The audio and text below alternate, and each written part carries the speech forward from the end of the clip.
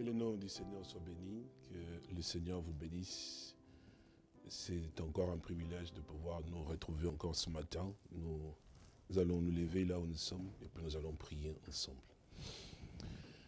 Notre Père Céleste et notre Dieu, nous voulons vraiment te remercier encore ce matin pour la grâce que tu as daigné nous accorder de pouvoir être parmi les vivants, comme les Saintes Écritures nous le disent. Les vivants, ce sont ceux-là qui te louent, ô Éternel, comme nous encore aujourd'hui, Père. Nous sommes rassemblés en ton nom pour te dire merci et te dire combien ô tu es grand, combien ô tu es merveilleux, Père. Combien ô tu es glorieux encore, mon bénémoine Père Tibissant, parce que ton bras puissant s'est manifesté, Seigneur, par les exploits que tu as accomplis encore parmi nous, mon bénémoine Père. Tu as manifesté ton bras, Seigneur Jésus, en sauvant, en guérissant, en délivrant aussi, mon bénémoine Père Tibissant, nos frères et nos sœurs, mon bénémoine Père Dieu. Merci réellement pour tout ce que tu fais, mon bénémoine Père Saint. Nous mettons devant ton trône de grâce pour te dire encore combien tu es merveilleux pour chacun de nos Pères Dieu.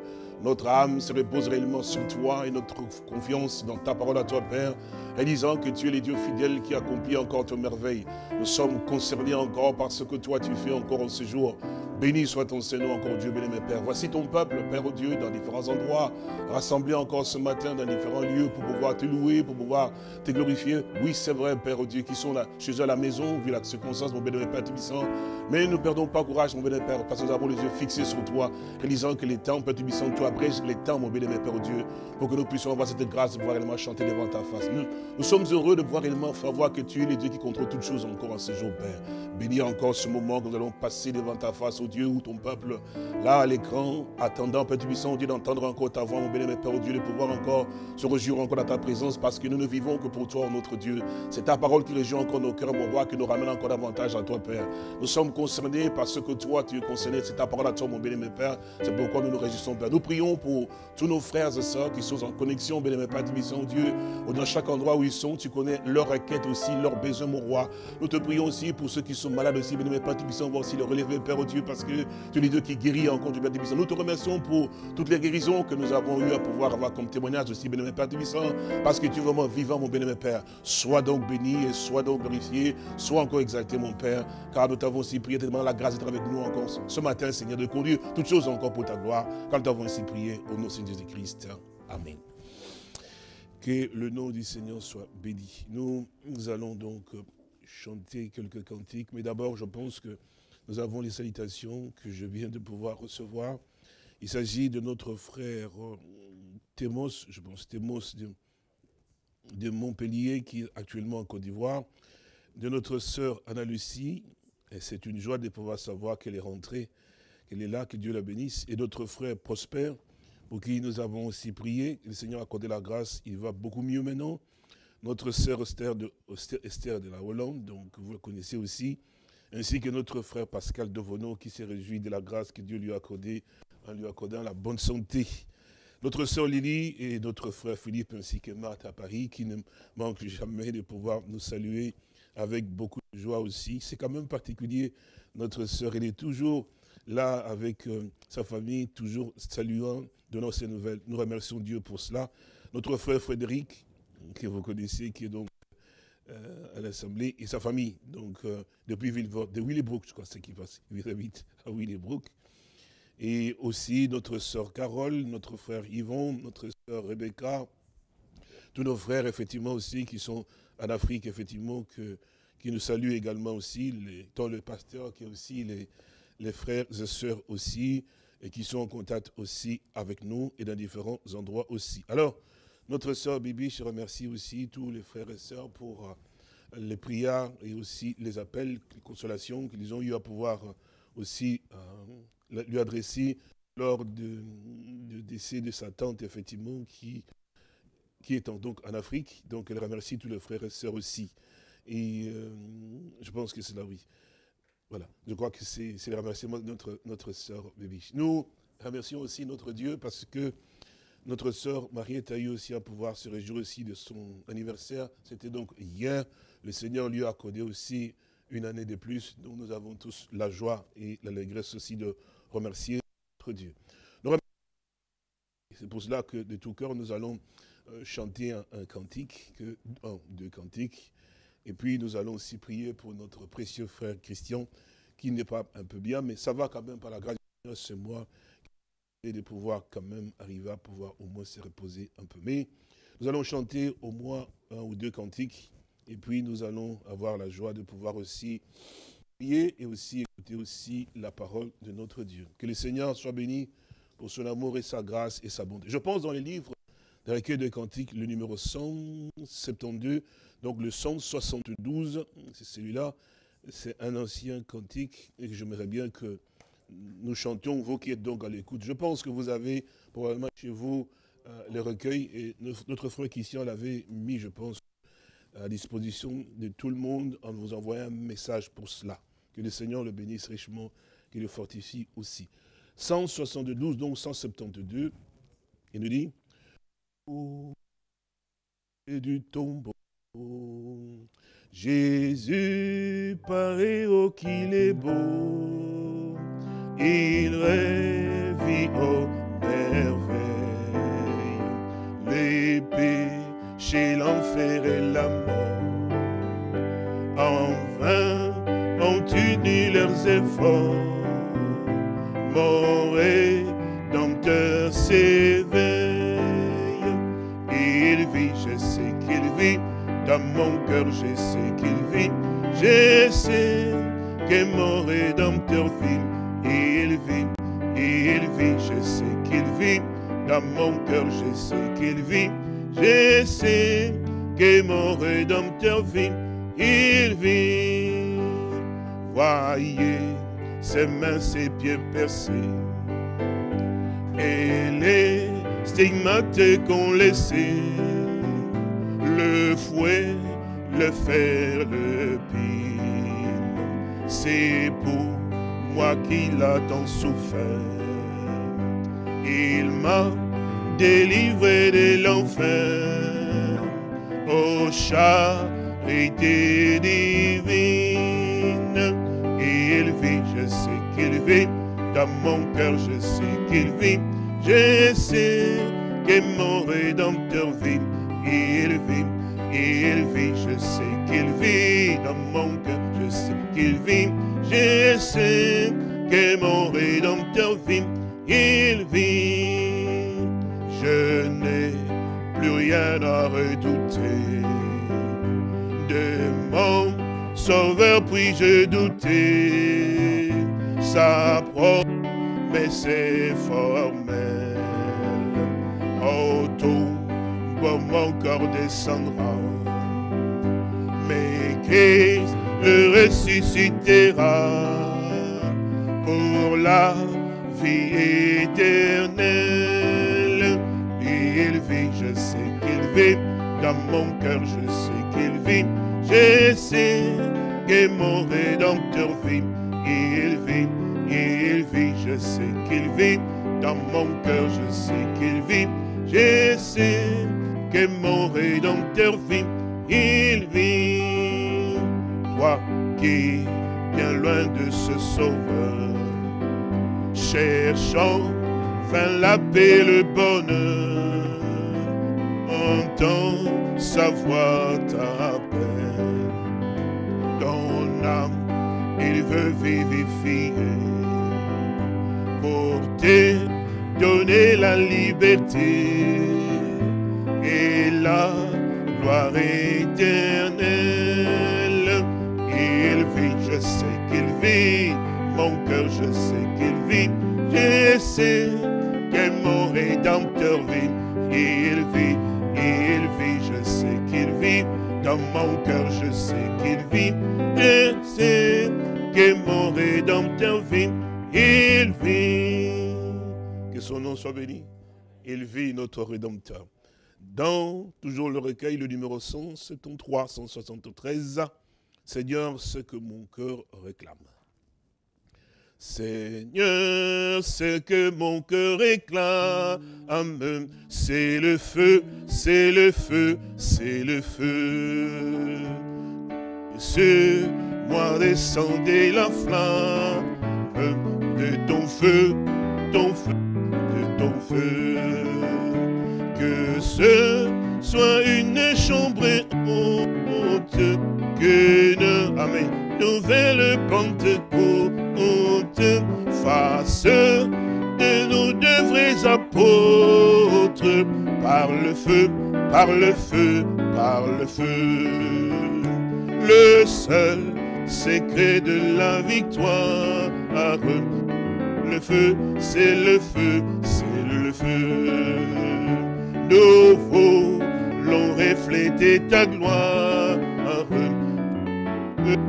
le feu, par le feu. Oh Dieu, tout-puissant qui aime, viens nous affranchir de nous-mêmes, remplis-nous d'un amour suprême, par le feu, par le feu, par le feu. Nous voulons porter l'espérance, par le feu, par le feu, par le feu. Et proclamer la délivrance, par le feu, par le feu, par le feu. Ton règne vienne sur la terre, ta volonté soit faite au Père. Exauce enfin notre prière, par le feu, par le feu, par le feu. Ah oui, quand nous chantons des cantiques comme cela, nous avons le désir de pouvoir continuer à glorifier le Seigneur, notre Dieu, réalisant combien il a toujours été bon jusqu'à ces jours, et il continue toujours à pouvoir l'être pour nous, et nous nous réjouissons de ce privilège que nous avons, et la grâce de pouvoir réellement avoir ce Seigneur qui est toujours le même d'hier, aujourd'hui et éternellement. Nous allons lire dans les psaumes au chapitre 40, pour que nous puissions prier ensemble et remercier notre Dieu aussi. Psaume au chapitre 40. Nous lisons le livre des psaumes au chapitre 40 et cela à partir du verset donc 2. Il nous dit: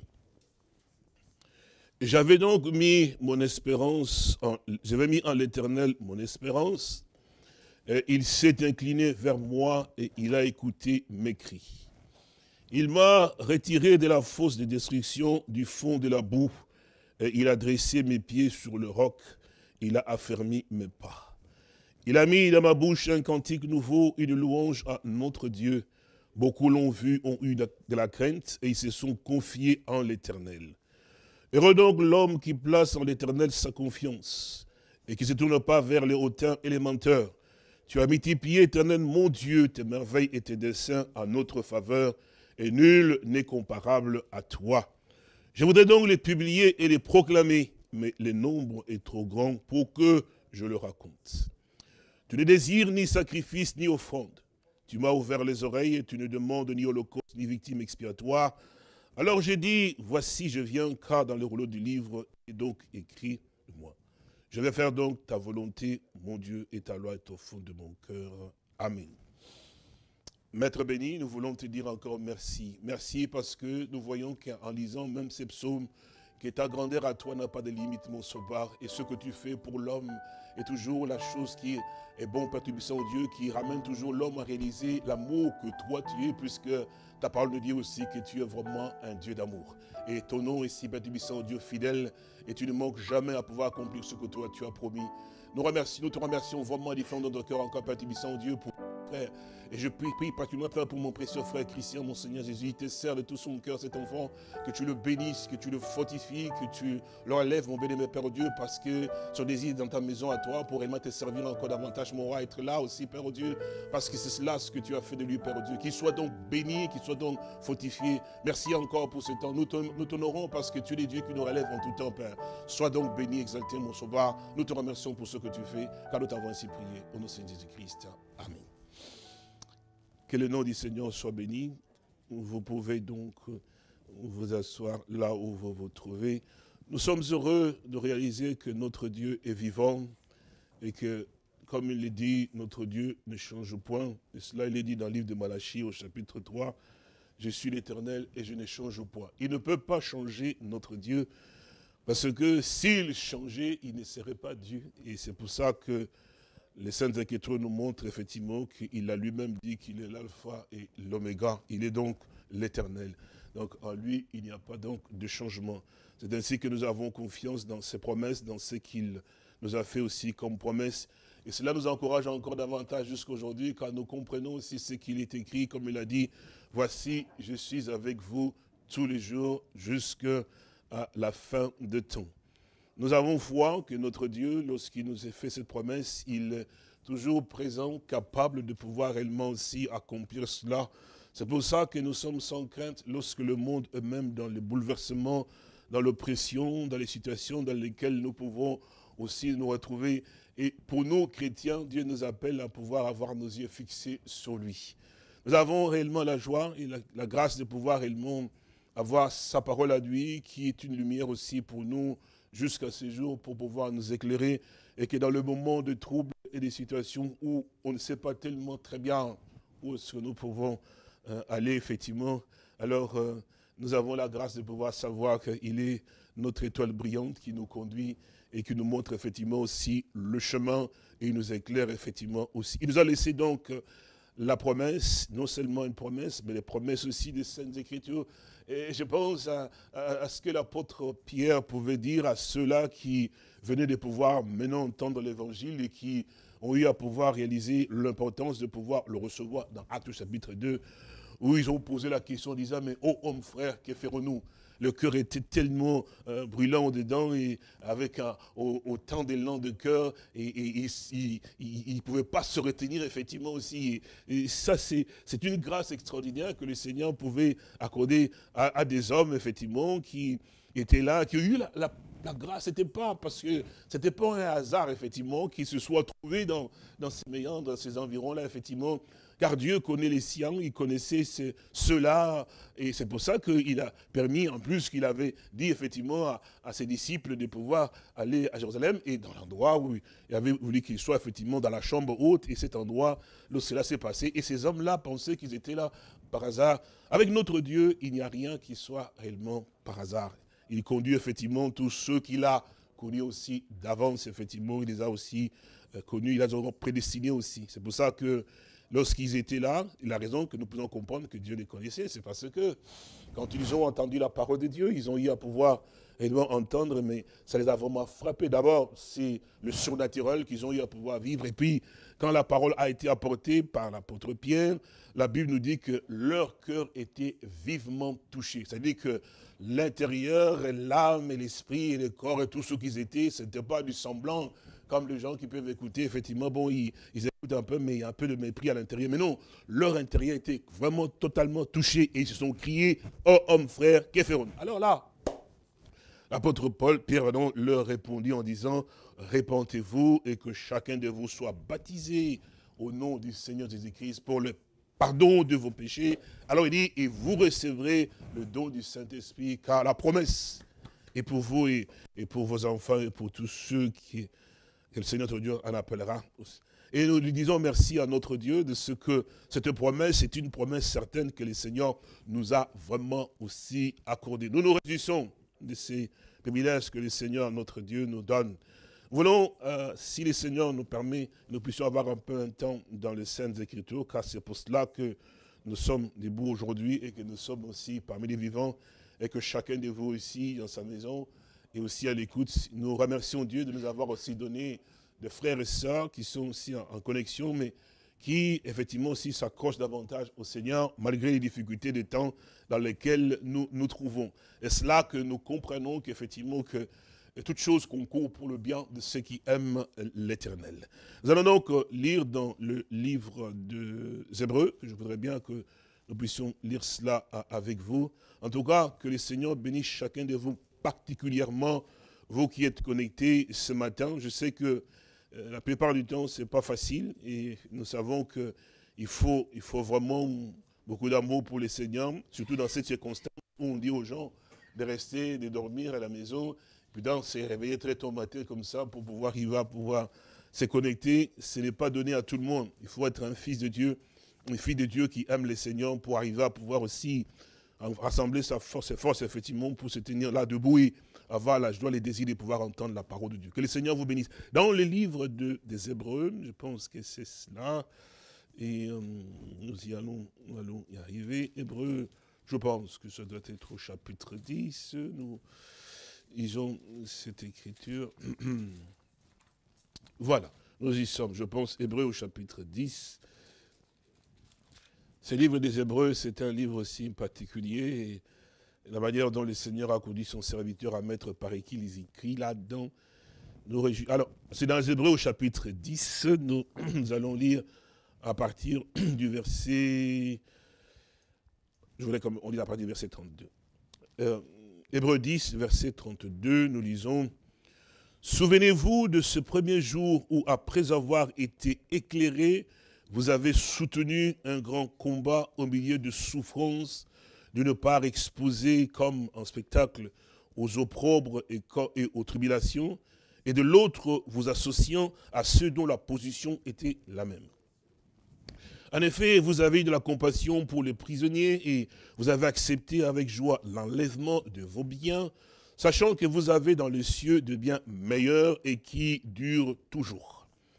Donc, n'abandonnez pas votre assurance à laquelle est attachée une grande rémunération, car vous avez besoin de persévérance, afin que, après avoir accompli la volonté de Dieu, vous obteniez ce qui vous est donc promis. Encore un peu de temps, celui qui doit venir viendra, et il ne tardera pas. Et le juste vivra donc par la foi. Mais s'il se retire, mon âme ne prend pas plaisir en lui. Nous ne sommes pas de ceux qui se retirent pour se perdre, mais de ceux qui ont la foi pour sauver leur âme. Amen. Tendre Père et précieux Sauveur et Maître béni, qui nous éclaire et qui nous conduit, toi qui es le souverain et Maître glorieux. Béni soit ton Seigneur encore ce matin, mon Seigneur Jésus-Christ, pour la grâce que tu nous accordes encore, dans différents endroits où nous sommes, mais surtout aussi dans les maisons, dans différents coins, différentes contrées. Seigneur, nous prions pour ces âmes même qui sont au loin, sur les îles perturbantes, dans les contrées lointaines. Seigneur, pour que tu les connais dans la grâce qui soit aussi béni, aussi Père. Merci encore pour la lecture de ta parole à toi, mon Père Saint. Oh Dieu, je ne suis qu'un instrument, je t'implore la grâce, mon roi, que je sois simplement un micro pour que ton peuple à toi entende encore ta parole, parce qu'en ce temps, nous avons vraiment besoin de toi, mon bien-aimé Père Dieu. Nous te remercions parce que tu as toujours dit que tu étais toujours un secours qui ne manque jamais autant de la détresse.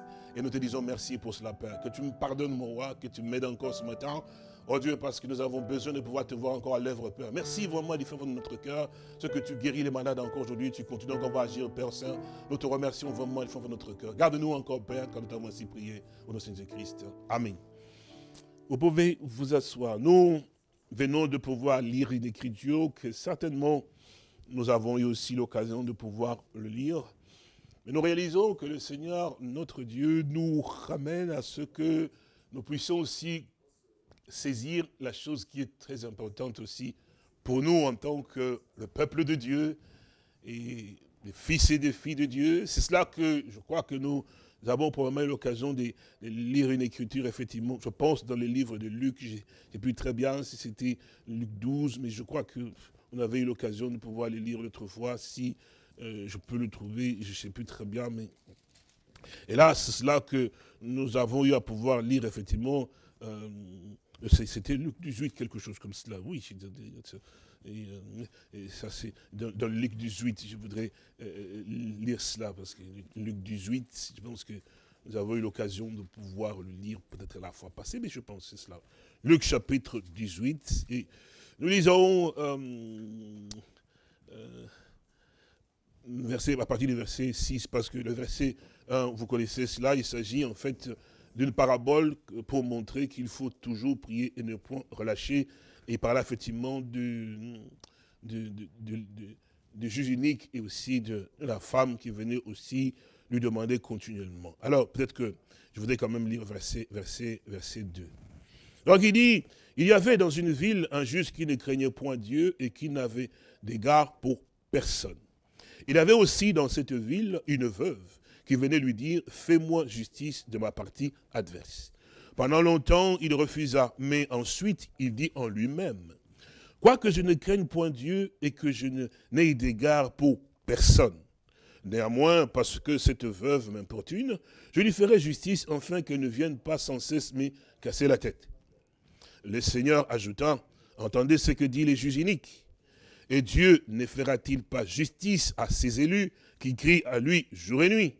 Et tardera-t-il à leur égard ?» Maintenant, verset 8, il dit, « Je vous l'ai dit, il leur fera promptement justice. Mais, quand le Fils de l'homme viendra, trouvera-t-il la foi sur la terre ?» Là, c'était une question, effectivement, que le Seigneur parla, après avoir donné, effectivement, aussi cette parabole, comme nous l'avons lu. Et puis, il dit, effectivement, par la suite, il dit, mais, et quand le Fils de l'homme viendra, trouvera-t-il la foi sur la terre? Et nous l'avons lu avec vous, effectivement, dans les Hébreux au chapitre 10, et nous avons réalisé, effectivement, que là, l'Écriture nous fait part en disant que nous pouvons juste le redire encore, un tout petit peu rapidement, juste là, Hébreux au chapitre 10, et voilà, c'est cela, oui. Et l'Écriture nous dit ici, je pense au verset 30, quelque chose de manière. Alors, il dit ici, verset 37, il dit, « Encore un peu de temps, c'est lui qui doit venir, viendra, et il ne tardera pas. Amen. » Alors, c'est quelque chose de tout à fait aussi particulier.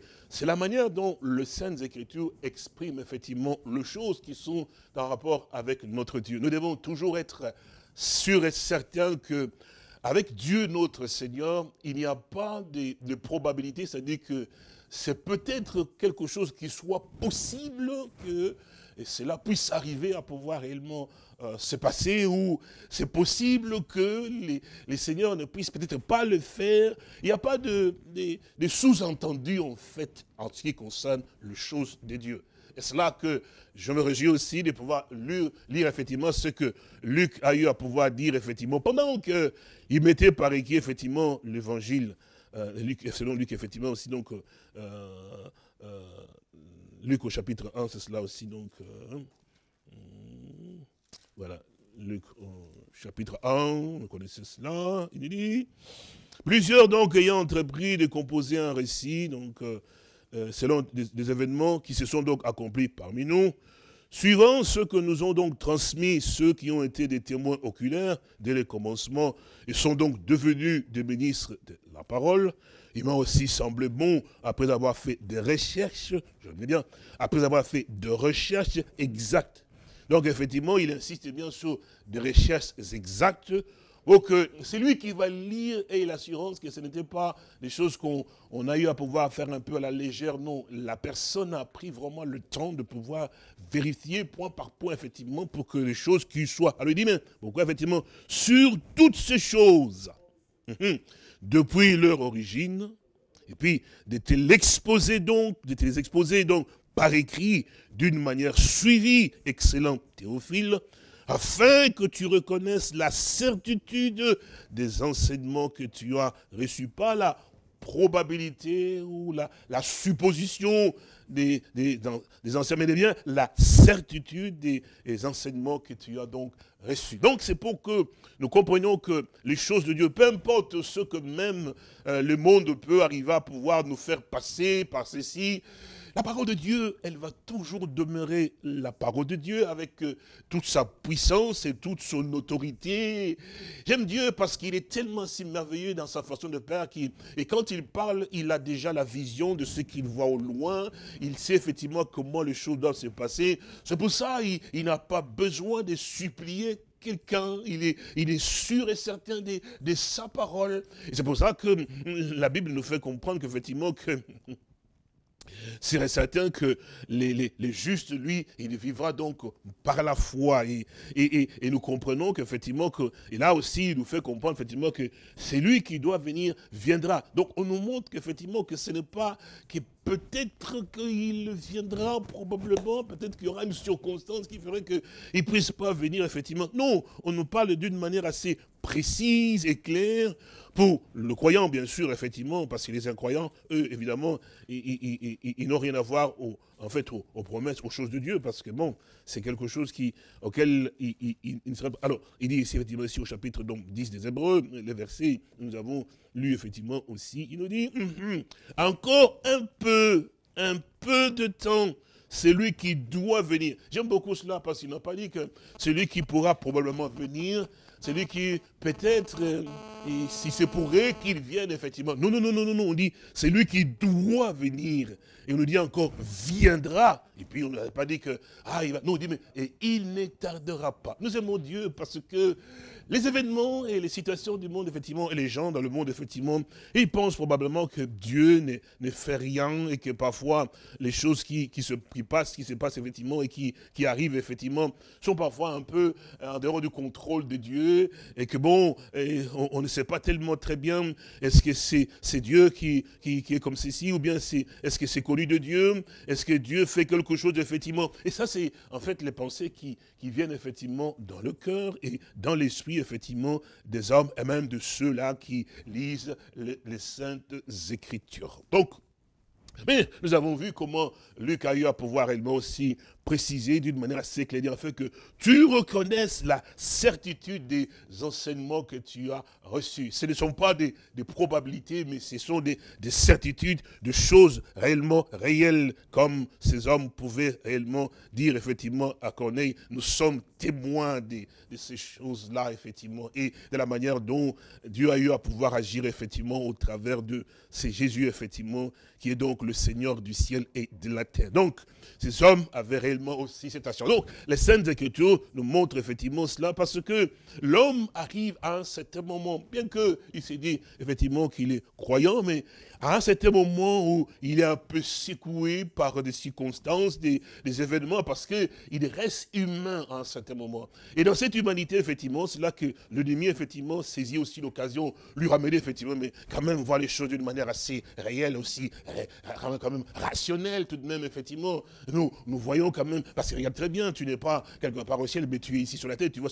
Alors l'homme, effectivement, est ramené à pouvoir maintenant entrer en contact avec ses sens. Donc, effectivement, que ce soit la vue, le toucher, effectivement. Donc, dans cet environnement, effectivement, il perd de vue complètement, effectivement, ce qui est important en réalité. C'est-à-dire que la parole de Dieu, parce que le raisonnement monte en réalité. C'est pour ça que nous sommes heureux de ce que le Seigneur nous a pas laissé seul. Il a dit une parole, il a dit, l'homme ne verra pas de pain seulement, mais de toute parole qui sort de la bouche de Dieu. Et aussi l'Écriture du plus loin dans le livre des Hébreux toujours, de Romains, pardon, il dit, mais la foi, elle vient de ce qu'on entend, vient donc de la parole de notre Dieu. Quelle grâce. Alors, nous comprenons aussi dans les Saintes Écritures, comme nous pouvons voir effectivement, il y a une chose que le Seigneur a eu à pouvoir aussi poser comme question. Il dit, mais quand le Fils de l'homme viendra, trouvera-t-il la foi sur la terre, effectivement. Bon, évidemment, certainement, il y a beaucoup de confessions de foi sur la terre. Ça vous, je pense que vous qui nous suivez effectivement ce matin, vous devez comprendre qu'effectivement, il y a la foi catholique, il y a la foi presbytérienne, il y a la foi pentecôtiste, tout un tas, donc toutes sortes de foi. Mais c'est sûr et certain que, parce que si vous adhérez à ces genres des endroits, c'est parce que vous avez foi dans ce qui se passe de l'autre côté là-bas. Et votre vie est vraiment fonctionnelle avec les lieux, en fait, l'appartenance de l'endroit ou de la congrégation à laquelle vous êtes effectivement, ce soit pentecôtiste ou baptiste. Vous devenez, comme vous le savez, effectivement aussi presbytérien, puisque vous avez embrassé aussi la foi presbytérienne. C'est cela, effectivement, que nous avons. Et c'est pas cela que le Seigneur pose comme question.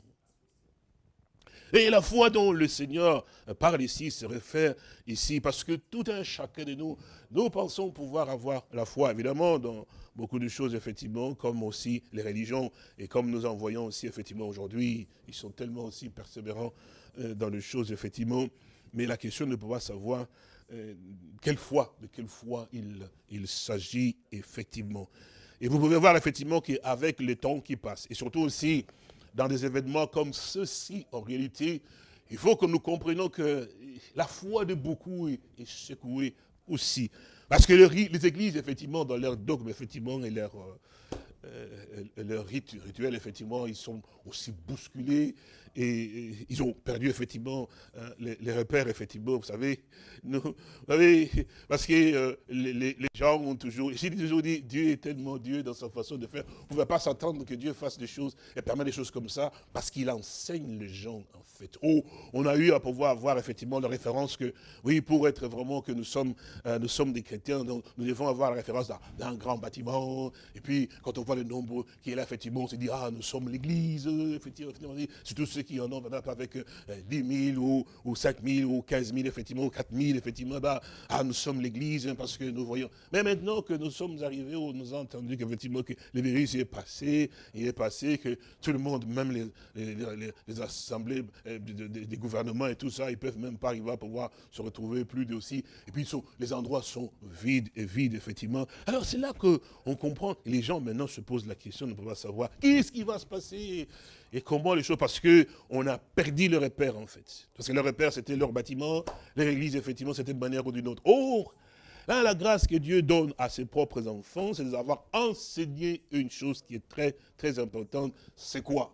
C'est que, est-ce que son nom soit béni? Il avait dit lui-même, quand il avait posé la question à ses disciples, que dites-vous donc que je suis moi le Fils de l'homme? Vous connaissez la réponse? Les Seigneurs ont dit, c'est si, Jean-Baptiste. Et puis, Pierre qui répondit effectivement en disant, mais tu es le Christ, le Fils du Dieu vivant. Alors, il répondit à Simon, mais tu es heureux, Simon, fils de Jonas, car ce ne sont pas la chair et le sang qui t'ont révélé cela, mais c'est mon Père qui t'a révélé cela. Et sur cette révélation, donc sur ce roc, donc la révélation, ce n'était pas sur l'homme Pierre, cette révélation, donc donc le Seigneur lui-même, je bâtirai mon église. Ah, que son nom soit béni. C'est pour ça que dans Jean chapitre 10, il est donc appelé les bons bergers. S'il est le bon berger, c'est-à-dire qu'il est le pasteur, donc le pasteur doit avoir son église à lui, c'est cela aussi. C'est pour ça que les gens se sont beaucoup trompés, et en ayant foi dans les bâtiments, quand ils voient les cathédrales tellement si jolies, si grandes, ah, Dieu réside là-dedans. Mais en fait, Dieu ne réside pas dans des choses faites de main d'homme. C'est que maintenant, je crois qu'on peut quand même devenir un peu plus conscient de pouvoir réaliser qu'effectivement, que les choses de Dieu ne sont pas comme nous le pensons en réalité. Il faut que nous puissions réellement sonder l'Écriture. J'aime ces hommes comme David, effectivement, qui, dans le temps dans lequel il vivait, malgré qu'il pouvait voir qu'il pouvait terrasser l'ennemi, et comme Joab prenait son épée pour dire, je vais attaquer parce qu'il avait la force, effectivement, parce que l'Éternel était avec eux. David lui dit, rengaine ton épée dans son fourreau. Consultons d'abord l'Éternel.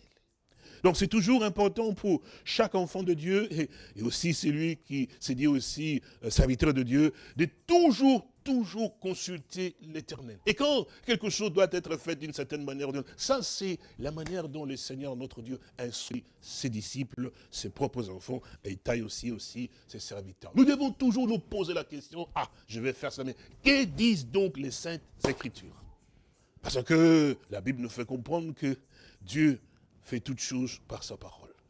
Et si rien n'a été fait sans la parole de Dieu.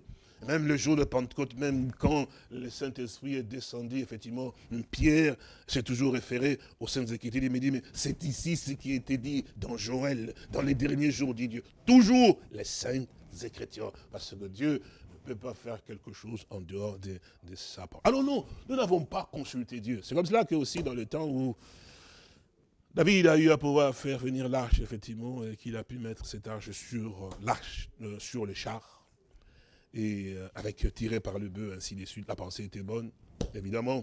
Ils ont tiré l'arche, comme vous le savez, et l'arche a failli basculer, donc basculer pour tomber, mais Uza a levé la main pour pouvoir stopper, donc l'arche, de manière à ce qu'elle ne tombe pas. Alors, tout d'un coup, on a vu que Uza a été frappé de mort, et il est mort, et puis la joie s'est arrêtée, évidemment, aussi. Et là, David est devenu conscient, il a dit, ah, nous avons commis une erreur. Parce que nous n'avons pas cherché l'Éternel selon sa parole. Parce que si nous avions pensé à aller chercher d'abord sur sa parole pour savoir comment faire pour ramener l'arche chez nous, c'est bien de la ramener, mais comment faire? C'est bien d'avoir des églises, c'est une bonne chose, mais comment est-ce que nos églises, que nous appelons nos églises, en fait, c'est simplement des lieux, hein, et, on les appelle les églises, évidemment, c'est normal. Et comment est-ce que nos églises, parce que quand nous disons nos églises, nous devons bien comprendre que Elle a d'être compris dans le sens que souvent, on dit, c'est comme une propriété personnelle de quelqu'un.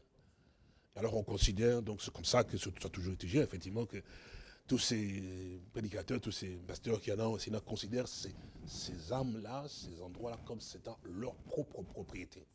Alors déjà, si ça devient votre propriété, ça devient le vôtre, effectivement, alors c'est normal que nous comprenions comme les saints. Et c'est surtout, maintenant, je parlais avec mon précieux frère Jonas au téléphone, je crois, c'était hier ou avant-hier, je ne sais pas très bien, et on parlait en rapport avec ces événements qui passent effectivement. Alors, quand on parlait effectivement du Congo, je crois qu'on parlait avec lui au téléphone, parce que d'après ce que j'aurais compris, j'ai entendu, je ne sais pas comment, et cela est ainsi, ce que il semblerait qu'on va aller tester le premier vaccin contre les virus ici, chez le Congolais, donc le Congolais de la RDC. Donc c'est au Congo qu'on va aller prendre des cobayes, là, donc, pour les injecter un peu les virus. Parce que, vous savez, pour le vaccin, pour avoir un vaccin, c'est qu'on vous injecte, c'est en fait le virus en soi. Bon, bref, ça c'est, je ne suis pas politicien, mais c'est ce que on en parlait parce que les frères me formaient aussi et je lui disais. Et puis, il me dit, mes frères, mais c'est quand même extraordinaire. Dans ces pays comme le Congo, on va donc faire les tests sur des cobayes là-bas. Je ne sais pas si c'est dans quelle population, combien de nombre de personnes là-bas. Que Dieu ait pitié, que Dieu garde le peuple. Enfin bon. Et il dit, mais dans ces pays-là, dans une rue, tu peux trouver 20 églises. C'est-à-dire que tu passes ici, ils chantent, tu passes là-bas, ils chantent, là. Donc, c'est dimanche, mais évidemment, tous les coins, effectivement, il y a beaucoup d'églises, effectivement, de gens qui se rassemblent et qui prient aussi. Donc, nous comprenons qu'effectivement, il y a donc des liens, et les gens prient, les gens, effectivement, se retrouvent, en fait, dans des endroits, comme nous le disons, et évidemment, c'est référent aussi à ce que ceux qui sont donc les pasteurs, comme ils se disent effectivement ainsi. Et c'est là aussi le problème. Je ne vais pas rentrer dedans, parce que bon, on donne trop de titres aux gens, effectivement, et les gens se réveillent de beaucoup de titres, ainsi de suite, mais qui n'ont absolument rien à voir avec les Saintes Écritures. Et qui, pensant qu'effectivement, que bon, ben, important ces sites et les titres, et les gens les appellent aussi comme cela, pensant que c'est en forme aux Saintes Écritures. En réalité, c'est ce que les hommes se sont eux-mêmes revêtus et que le peuple prouve parce qu'ils, par manque de connaissances, eh bien, ils suivent effectivement ça. Je reviens. Donc ils disent qu'ils sont vraiment leur propriété, effectivement, ainsi. Alors, et c'est aussi leur, d'une certaine manière. Alors, s'ils disent que c'est leur église, leur propriété, c'est ce que nous disons, effectivement aussi, que c'est là que nous comprenons aussi dans les Saintes Écritures, que nous sommes dans l'âge de la Odyssée. Et qu'est-ce qu'il nous a dit effectivement la Odyssée? Verset 20, je pense, chapitre 3, verset 20, je pense, il dit, je me tiens à la porte, c'est-à-dire en dehors, effectivement, et je frappe. Il frappe, effectivement. En fait, nous comprenons de cette inquiétude que le Jésus dont tout le monde crie, vous savez, dans les églises, effectivement, ils chantent, ils composent, effectivement, les cantiques, mais en fait, je pense que ce n'est pas le Jésus de la Bible, parce que le Jésus de la Bible, effectivement, le Sauveur, le glorieux, le grand je suis, le Rédempteur béni, effectivement, on nous dit, ce n'est pas moi qui l'ai dit, c'est écrit, qu'il est donc à l'extérieur. C'est-à-dire que les églises n'en ont pas voulu, ils n'en veulent pas. C'est vraiment douloureux et triste. Et ça me rappelle encore une tristesse, effectivement, les jours-là, quand c'est quand même douloureux, mon frère et ma soeur. Et il y a un cantique que je crois que nous chantons, dit « Jusqu'à la mort, nous te serons fidèles ». Que cela soit ainsi pour chaque véritable enfant de Dieu, peu importe les circonstances.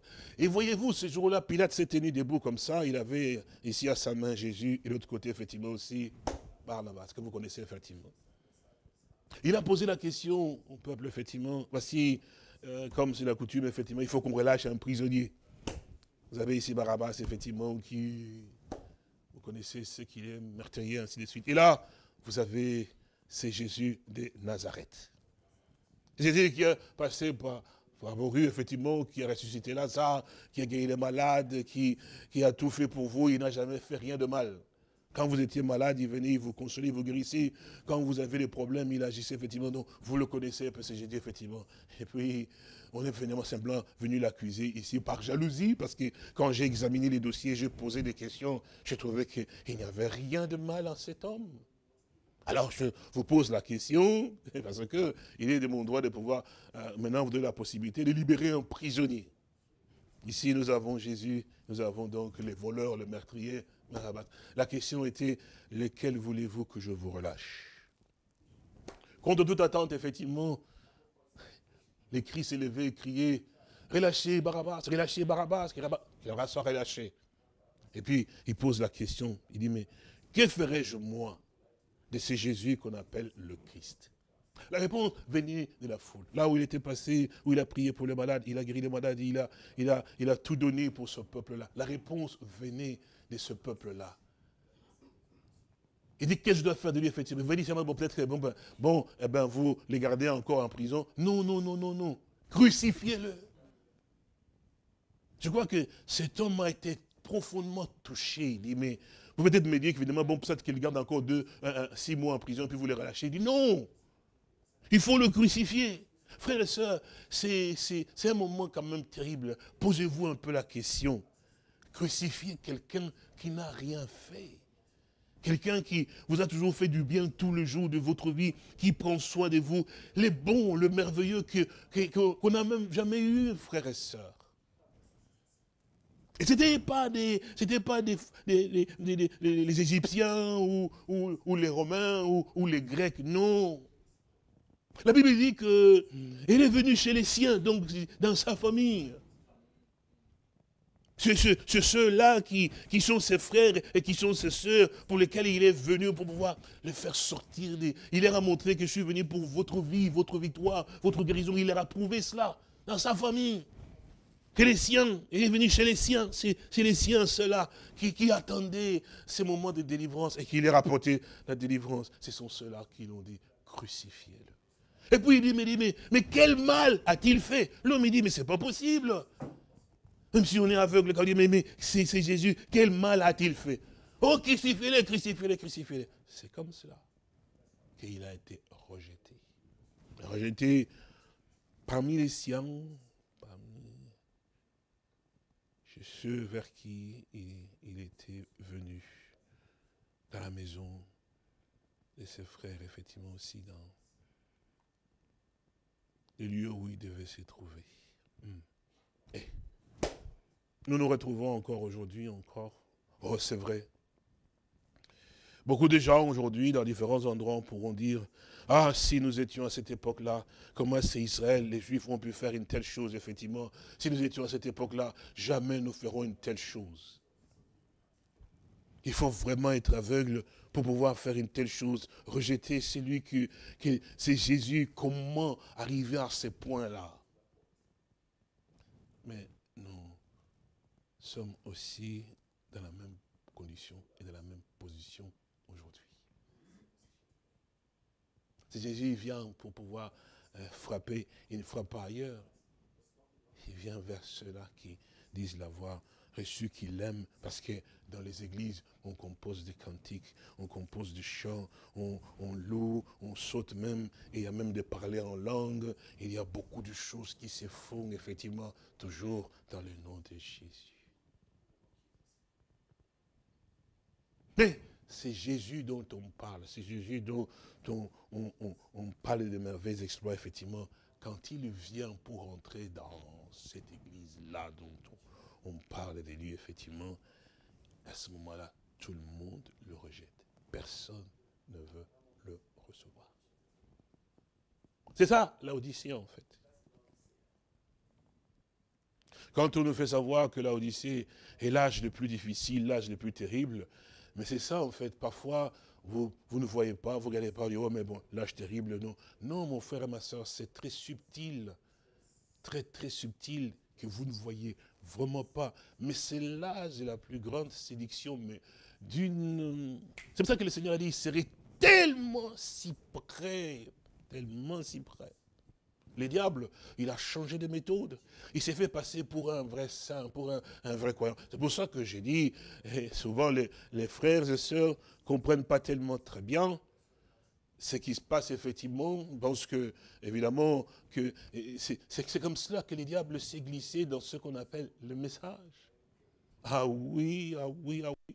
Je parlais avec un frère, vous savez que il y a aussi la responsabilité aussi au niveau de Guyana aussi. Et juste pour pouvoir vous ramener un peu, pour ne pas que vous fâchiez, en fait que vous compreniez que ces choses sont vraiment des choses réelles. Oui. Je parlais avec le frère là-bas, il me disait, bon, voilà, il y a eu telle situation avec tel, effectivement, dans ceci, et cela, comme ce sont des jeunes, nous avons parlé ça, ça, ça, ça. Bon, j'ai dit aux frères comment ils doivent régler en fait les choses entre les frères et sœurs, effectivement, aussi comment les aider. J'ai dit, voyez-vous, j'ai dit, mais le grand problème, c'est que ceux qui sont des prédicateurs dans ce qui le message, effectivement, comme il est dit, je sais que beaucoup me détestent toujours quand je reviens sur ce point. Frères et sœurs, vous pouvez me détester, il n'y a pas de problème. Vous pouvez même prier que dans ce temps aussi, que je puisse aussi passer aussi et m'en aller. Il n'y a pas de problème. L'homme pourra s'en aller, passer, mais l'Esprit du Seigneur restera toujours le même. Personne ne peut vaincre l'Esprit. Et si c'est la parole de Dieu, elle sera toujours prêchée. Et Dieu doit montrer à son peuple la voie juste, en fait, pour que ce peuple puisse atteindre cette stature parfaite, effectivement, du Christ. Donc, pour moi, que vous m'aimiez, que vous me détestiez, j'ai toujours eu à pouvoir dire que le Seigneur soit béni. Si vous m'aimez, je suis très heureux. Si vous me détestez, je suis aussi heureux parce que ça fait partie de ma vie. Mais il faut que nous comprenions que tout ce genre, parce que quand on touche le message, on devient nerveux, parce qu'on vous fait boire n'importe quoi, toutes les choses qui n'ont même rien à voir avec Dieu. Le diable est très rusé, mais c'est lui qui vous enseigne. Et vous pensez, je dis, mais comment vous pouvez toujours, dans ce message, il n'y a que les problèmes des chaussures, les problèmes des ceci, et cela. Frère, vous allez simplement à des choses qui... Le plus important, c'est quoi? Vous avez, parce qu'on dit que si les ceci, les chaussures, les sarrêts, et pour les vêtements, les ceci, c'est cela. J'ai dit, mes frères, vous allez prendre les choses à l'envers. Parce que cela montre effectivement qu'on est dans le message, mais quand on tient le message, on va dans l'enlèvement. Ça n'a rien à voir. Ça n'a rien à voir. Non, non, non, non. Il n'y a que des élus de Dieu qui peuvent comprendre, effectivement, parce que le diable ne pourra jamais laisser un peuple de Dieu pour pouvoir entrer dans les choses qui concernent Dieu. Il faut qu'il envoie des faux prédicateurs. Ils se seront tellement si près. Je me rends compte quand même, parce que vous que vous énervez tout le temps, oui, le frère, il fait ci, il n'y a pas de problème. Mais vous avez des prédicateurs qui ont prêché pendant 30 ans le message avec Branham a dit, Branham a dit. Aujourd'hui, ils sont où? Qui sont quittés, effectivement, cette voie, dit, mais nous nous rendons compte que c'est du mensonge, ça n'a rien à voir avec... Et puis, il commence, moi j'ai le preuve, il commence à dire, oui, en tout cas, frère Branham n'était pas élu, et qui ont prêché pendant 30 ans, 35 ans. Avec des brochures, avec ça, nous croyons. On se pose la question de savoir, mais quelle est leur foi? Vous ne vous posez pas de questions. C'est vrai, vous vous énervez, effectivement, mais en fait, c'est parce que vous avez reçu un esprit qui n'est pas de Dieu. Un esprit d'idolâtrie, mais les diables travaillent effectivement en rendant cela. Non, il y a un fondement principal sur lequel nous devons revenir. Et si vous venez avec autre chose, avec des broches, frères et sœurs, vous n'allez jamais voir l'orientation. Et quand j'entends, oh mon Dieu, que Dieu est pitié, il y a beaucoup de choses qui circulent. Mais nous prions Dieu qui garde effectivement ses élus en dehors de toutes ces choses. Donc nous regardons effectivement aussi. Mais aujourd'hui aussi, c'est la même chose. Et ceux qui disent avoir reçu le message, qu'est-ce qu'ils ont? Mais vous avez remarqué dans les églises, effectivement, des messages. Vous qui vous énervez, effectivement, trouvez-vous ça normal? Vous avez ici les Christ Hoffman assis à gauche ou à droite, c'est très bien. Puis bon, la photo de frère Branham de l'autre côté. Dans un endroit où vous priez, eh bien, n'allez pas commencer à dire aux catholiques, vous êtes idolâtres, effectivement, vous avez la statue de Pierre et de Paul. Vous en avez aussi chez vous. Dans les lieux où vous priez, effectivement, vous avez tout cela, effectivement. Est-ce que Dieu a demandé qu'on mette cela dans les lieux où on le loue? Frères et sœurs, vous n'avez pas bien compris les choses. C'est normal que les gens puissent arriver à pouvoir adorer. Oh, ce frère, il fait ça, mais il n'y a pas de problème. C'est normal, c'est vous qui détruisez la foi des enfants de Dieu. C'est vous-même qui mettez l'opprobre, effectivement, sur le ministère de cet homme de Dieu ici. Les prophètes a dit, il faut dire. Et en allant toujours à l'extrême, effectivement, et vous mettez le peuple de Dieu en esclavage. Ah ben, c'est ça le problème. Et puis ils sont plus devenus... C'est pour ça qu'on entend, je dis, maintenant, qu'est-ce que c'est pas effectivement... Faites rentrer d'abord le prophète. Eh bien voilà. On a le résultat. Faites rentrer les prophètes chez vous à la maison, et puis après, vous faites rentrer aussi Christ. Donc Christ est devenu le serviteur du prophète. Oh non, frère, c'est pas on se dit, mais non, c'est votre façon de pouvoir montrer les choses, effectivement, et vous vous mettez là à des télévisions, vous avez des YouTube pour débiter des choses qui sont tristes, effectivement. Vous ne connaissez même pas le Seigneur Jésus, vous ne parlez même pas de lui. Mais les prophètes, pour montrer, vous connaissez les messages. Mais frère, vous ne connaissez pas le message, c'est ça la grande difficulté, effectivement. Mais bon, je ne vais pas là, mais je dis, mais c'est parce que c'est douloureux dans le cœur de voir combien vous tuez les âmes, et surtout dans un état comme ça où le peuple de Dieu doit revenir, effectivement, va être dans une position où la parole de Dieu nous a ramenés, vous avez bien dit, à la foi de nos pères, pas à la foi d'un homme, à la foi de nos pères. Ça veut dire qu'effectivement, aux enseignements, à la foi qu'avaient nos pères, effectivement, à la foi des apôtres et des prophètes. C'est quoi l'enseignement des prophètes et des apôtres, effectivement? C'est quoi cette foi, effectivement? Ils avaient la foi en qui? L'apôtre Paul a dit, des Corinthiens, comme il dit, mais nous ne prêchons pas nous-mêmes. Ce que nous prêchons, Jésus-Christ, notre Seigneur. C'est cela, effectivement, que, comme l'apôtre Paul l'a dit, c'est cet homme-là que nous savons, effectivement, qu'il y a eu, effectivement, aussi cette révélation. Il dit, mais quand il a plu à celui qui m'avait mis à part, de révéler à moi qui c'est Moïse. Non, son fils. En fait, que je prêche Moïse. Non, j'en ai sens son fils parmi les nations. C'était qui dans Galate? Donc, nous comprenons que ça. Donc, dans ces temps, effectivement, aussi, tous ces gens-là, ils ont jeté Christ, notre Seigneur, à dehors de l'Église. Vous entendrez toujours, effectivement, parce qu'on va pointer les pentecôtistes et les baptistes, mais si aussi ceux qui sont aussi dans le message aussi sont des branhamistes, effectivement, vous avez toujours, Branham a dit, oui, il ne faut pas toujours pointer du doigt, parce que c'est ce que le Seigneur a dit. Avant d'enlever la paille qui est dans l'œil de ton prochain, d'abord regardons la poutre qui est dans ton œil, la poutre qui est dans ton œil. Et nous avons une poutre, effectivement, mais nous voulons enlever la paille qui est là-bas, donc nous avons d'abord la poutre qui est ici. C'est cela, effectivement, que nous avons donné, il faut qu'on reconnaisse, qu'on se répande, nous avons donné un homme aux hommes, au lieu de donner Dieu notre Seigneur aux hommes. Et nous l'avons amené, effectivement, ces hommes, effectivement. C'est pourquoi toutes les églises qui se remplissent, effectivement, dans le message, ce sont simplement des fanatiques. En grande majorité, les fanatiques, ce ne sont pas des croyants, non, des fanatiques. Et qui se disent, ah, les prophètes, surtout quand on parle des prophètes, effectivement, ils sautent, alors qu'ils n'ont même pas compris ce qu'ils viennent de pouvoir dire, effectivement, les prophètes. Quand on dit, les prophètes a dit, effectivement, tout le monde est dans la joie, c'est comme c'est dans les ciels, pour prouver qu'ils ont cru quelque chose. Mais ça, c'est la faute de prédicateurs, qui eux, effectivement, avec... Et les diables s'y est donc initié, effectivement, là-dedans, en tournant, effectivement, comme il a tourné avec Ève, effectivement, pour faire réfléchir, effectivement, on dit, oh, donc si nous ne croyons pas aux prophètes, c'est-à-dire que nous ne sommes pas l'épouse, effectivement, ce sont des choses que vous n'avez pas bien saisi. Le diable travaille avec vous. Il vous injecte effectivement les pensées. Vous sentez que vous avez des révélations, effectivement, mais des révélations qui vous amènent à quoi? En dehors des Saintes Écritures. Bon. Alors, nous comprenons aussi que dans ces églises, effectivement, dans ces temps, Christ notre Seigneur est jeté à l'extérieur. Il faut aujourd'hui écouter, en fait, les chansons. Moi, je donne de manière, parce que ce sont des choses que j'ai entendues. Des gens qui, aujourd'hui... Comme vous avez l'inspiration de l'esprit, c'est toujours des cantiques venant des paroles de Dieu, paroles des Saintes Écritures. Mais aujourd'hui, dans le message, l'inspiration vient des paroles de la brochure. Ah oui, je peux vous en trouver, vous mettez d'abord, je ne sais même pas cacher, c'est sur le site. Il faut écouter Malachie 4, et puis ce moment-là, il vous prend un paragraphe que Frère Branham pouvait avoir cité effectivement dans une des brochures, et puis il ramène effectivement, et tout ça, rien que ça pour dire que maintenant, la parole pour nous, ce sont des brochures, et la Bible, effectivement, ça n'a rien à voir. Et où les gens applaudissent effectivement ce genre de choses. C'est pour dire qu'effectivement, on ne peut pas dire ça, les dominations. Non, non, non, non, non, non, non. Les diables, il est tellement rusé, fignolé, il est rentré effectivement. Simplement, regardez, pour pouvoir vous poser la question, il faut d'abord vous poser la question, évidemment, dire, bon, en tout cas, je vais quand même m'observer quelle est la vie que je mène. Qu'est-ce que je dégage comme parfum. Quand je passe, les gens me regardent, ils voient qui, ils voient quoi, et qu'est-ce qu'ils voient effectivement, ainsi de suite.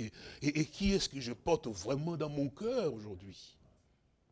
Ce sont des questions que, en tant que croyant, vous devez vous poser, la question vous entendre. Évidemment, le problème, c'est que, ce qui est triste, c'est que vos prédicateurs vous empêchent aussi d'écouter effectivement aussi ce que le Seigneur dit. Oui, parce que si vous écoutez ce que le Seigneur dit, effectivement, ben, la liberté, c'est la manière, effectivement, dont les diables aussi font. Mais nous voyons que Dieu a ses enfants, effectivement, qui n'agissent. Donc, dans ces temps, comme nous voyons, effectivement, les diables est tellement devenu fins qu'il a eu à pouvoir maintenant travailler et rejeter maintenant. C'est Jésus dont il parle, effectivement, que ce soit dans le message, que ce soit aussi dans les églises dénominationnelles, effectivement, parce qu'il dit seulement en fait, ils ont jeté ces Jésus à l'extérieur. Alors, c'est pour ça que ce qui me touche encore, soyez un peu patient, on disait que ça ça vous fait emporter, effectivement, mais ce qui me fait aussi, c'est de voir que dans les églises, on a pris les Christ d'Hoffmann.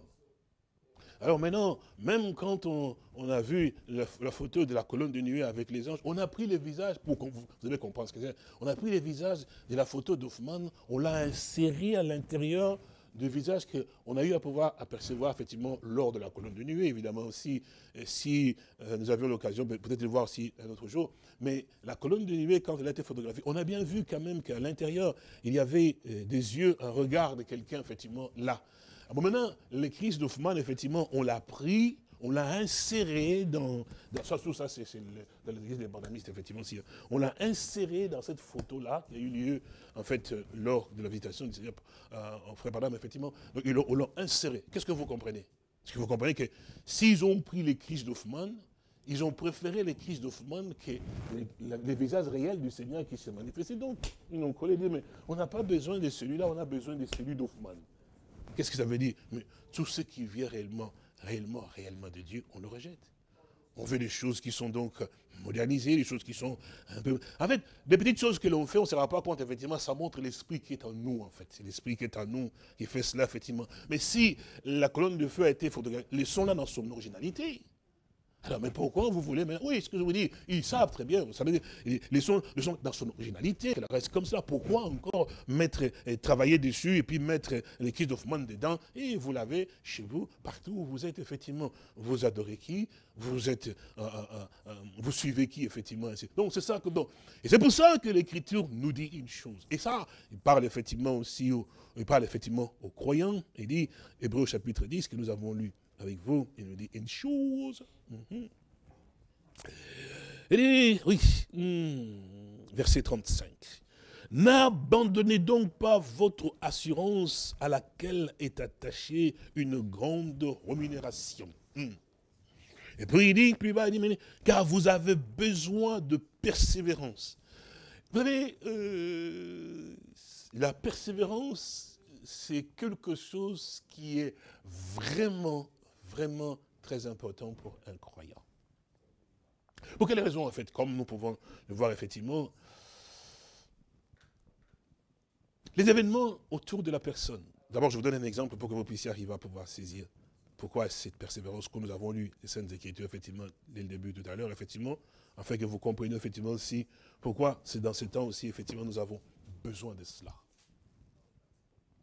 Le Seigneur Jésus, il marchait, il passait son chemin, et puis les gens, la foule le suivait, évidemment, bon, les gens couraient. Mais il y avait donc, c'était donc, je crois que c'était à Jéricho, il y avait donc un aveugle, donc on parle de celui-là, et son nom est Bartimée. Bartimée, on appelle mendiant l'aveugle, comme là-bas, vous savez, les aveugles s'asseyaient quelque part pour que les gens reconnaissent qu'il était un aveugle, effectivement, il ne voyait pas. Il était là pour demander aussi l'aumône. Mais il a entendu la terre qui bougeait, les pas des gens qui couraient, effectivement, de cette manière ou d'une autre. Qu'est-ce qui se passe? C'est que, puisqu'il ne voyait pas, il était là assis, mendiant, et dans sa vie, effectivement, bon, il savait que toute sa vie entière, il allait vivre toujours comme ça, puis un jour, il mourrait, il s'en irait. Et les gens qui passaient à côté de lui, effectivement, se disaient, oh, quel malheureux. Et vraiment, le pauvre, moi je vois, mais lui il ne voit pas. Son avenir est vraiment un avenir fini parce que, et puis, il va mourir, il va aller où cet homme, effectivement?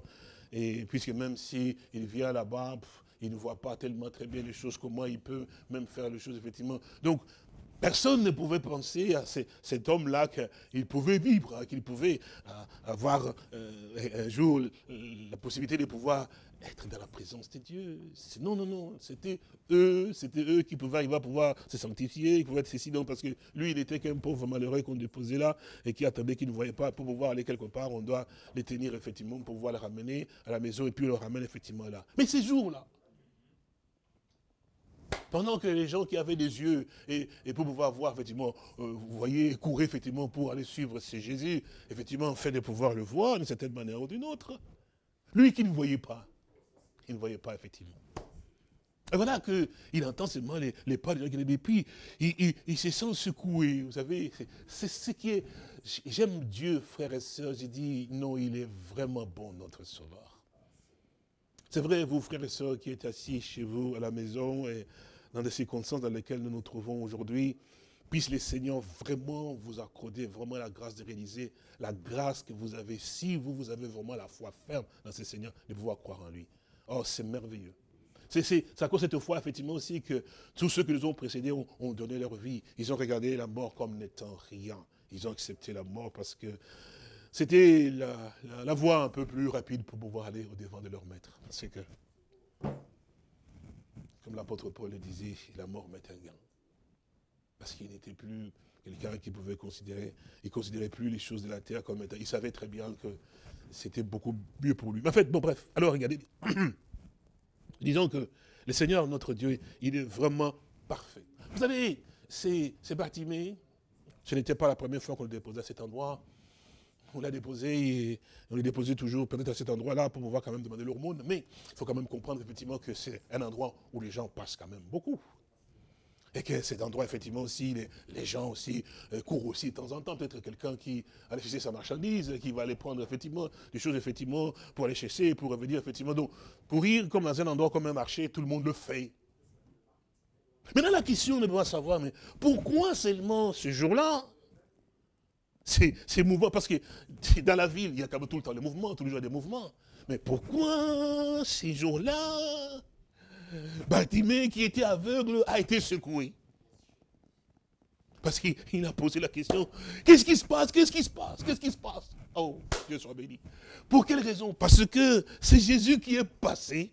Il y a un courant qui s'est fait dans l'intérieur de Bartimée. Bien sûr, monsieur. Bien sûr, madame. Oui, c'est sûr et certain. Ah oui.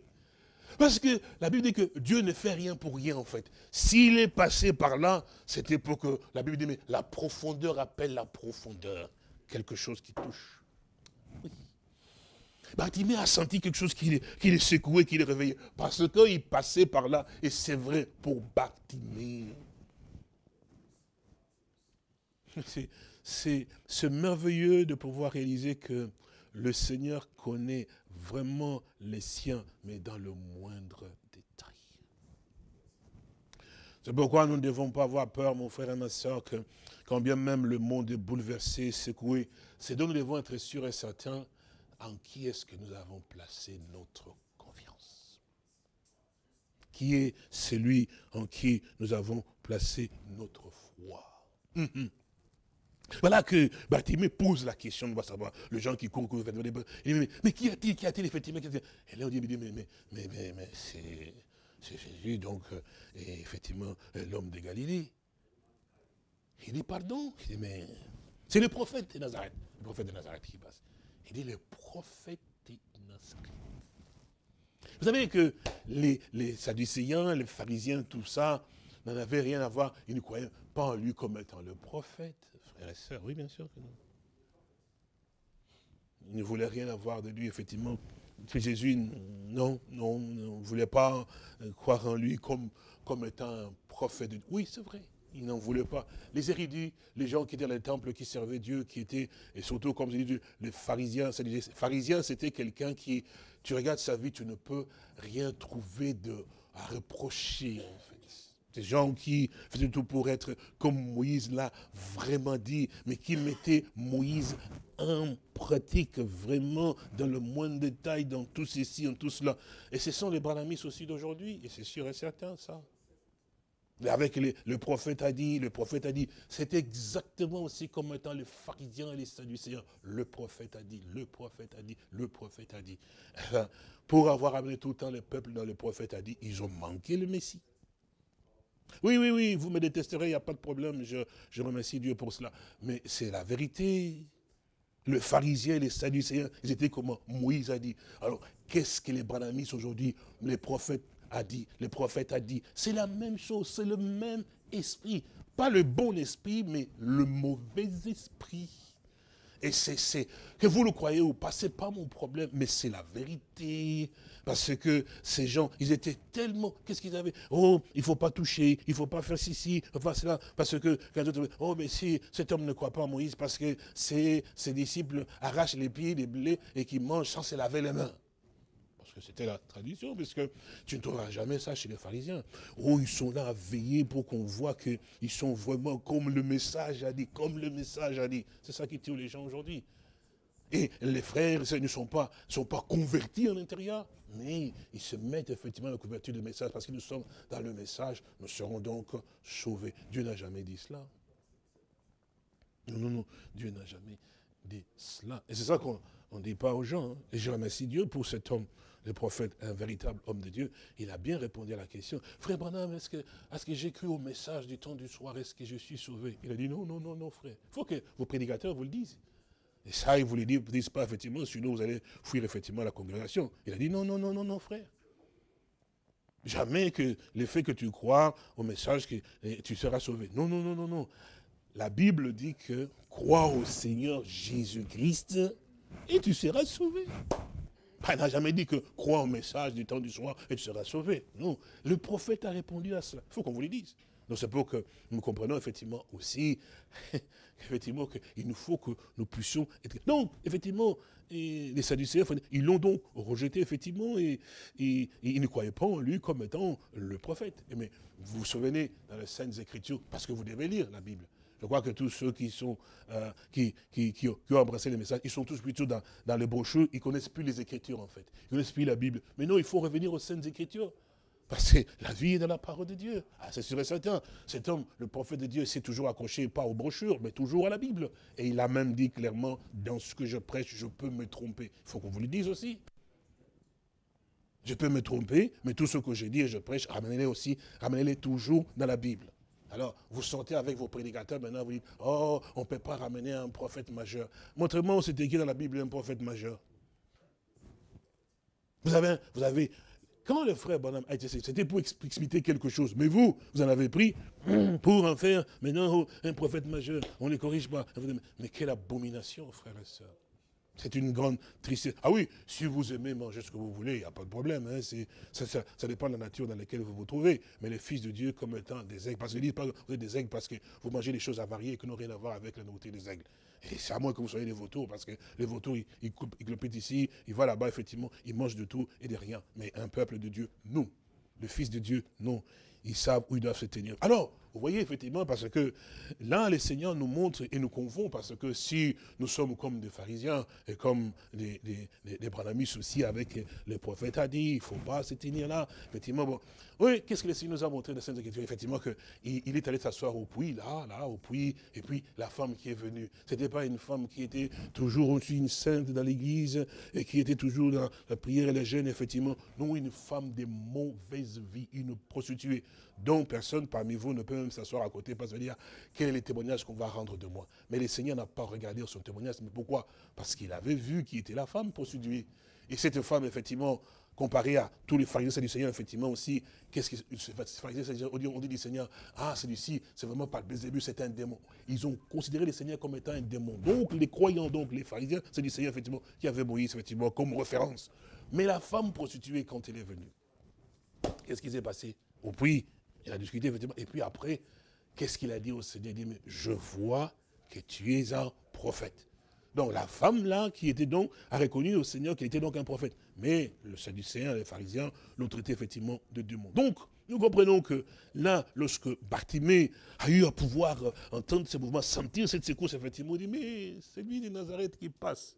Et tout d'un coup, cet homme s'est levé. La Bible dit, mais il s'éleva d'un peu, Bartimée, effectivement, mais il dit, oh, fils de David. Il l'a appelé fils de David. Là, c'est venu du fin fond de son âme. Quelle relation a-t-il fait?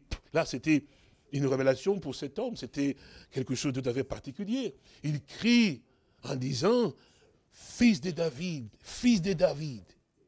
Ce qui veut dire qu'il avait foi que vraiment le Seigneur nous a visités. Il a reconnu en disant, mais fils de David, aie pitié de moi. Non, ça c'était un cri qui a touché le cœur de Dieu. Bien sûr que oui.